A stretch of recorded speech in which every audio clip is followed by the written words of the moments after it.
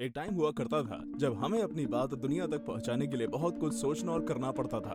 लेकिन जैसे जैसे साइंस ने तरक्की की, हमारे लिए मानो ये काम एक बटन दबा के करना संभव हो गया। अब अगर अपनी बात चाहे 4 लोगों तक पहुंचानी हो या 40 तक, आम इंसान तक पहुंचानी हो या देश के प्रधानमंत्री तक, हम एक बटन दबाकर आसानी से सभी कुछ पहुंचा सकते हैं। सोशल मीडिया का ये जो नया दौर शुरू हुआ है, मानो इसने इंसान को पंख दे दिए हैं। अब कुछ भी जानना संभव नहीं है, बस एक क्लिक करिए और जान लीजिए इंटरनेट के थ्रू। फिर चाहे वो पढ़ाई हो, न्यूज हो, फिल्म की रिलीज हो या फिर किसी नेता के बारे में, किसी भी चीज के बारे में जानना हो, सोशल मीडिया पर सब कुछ मौजूद है। गूगल पर जाइए और बस सर्च कर लीजिए, या फिर किसी ऐप जैसे न्यूज ऐप, वूट app, Facebook app, Twitter app, किसी में भी जाकर देश दुनिया भर की जानकारी हासिल कर सकते हैं। सोशल मीडिया से याद आया कि हाल ही में टेस्ला के सीईओ एलॉन मस्क ने कुछ दिन पहले एक ट्वीट किया था। उन्होंने अपने ट्वीट में कहा कि जापान उच्च जन्म दर के बिना आखिरकार अपने अस्तित्व को समाप्त कर देगा। एलॉन मस्क के इस ट्वीट पर सोमवार को सोशल मीडिया पर लोगों ने बढ़ चढ़कर खूब रिएक्शंस भी दिए थे, जिसमें एक बड़ी संख्या जापान सरकार पर उंगलियां उठाने वाली की भी थी। एलॉन मस्क ने क्यों कहा ऐसा, तो चलिए जानते हैं इसके पीछे की पूरी सच्चाई।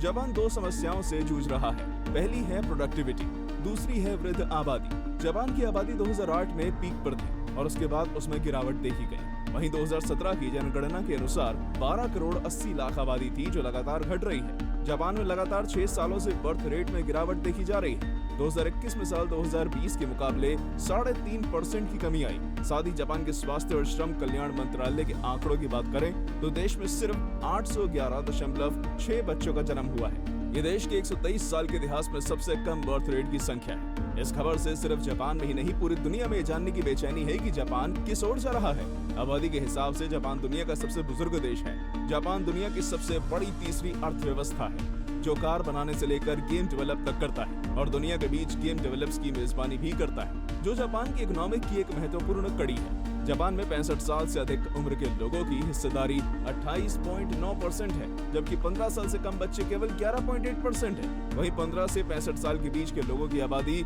59.4% है और प्रजनन दर में 1975 से लगातार गिरावट देखी गई है, जो पहली बार 2 से नीचे की जन्म दर की कमी थी। जापान में प्रजनन दर केवल 1.4% है, यानी जापान में एक महिला लगभग 1.4 बच्चे को जन्म देती है। इसका ये मतलब है कि काम करने योग्य लोगों की संख्या लगातार कम होती जा रही है। किसी भी देश के लिए उसकी मौजूदा जनसंख्या को बनाए रखने के लिए उस देश की जन्म दर यानी बर्थ रेट 2.1 से कम नहीं होनी चाहिए।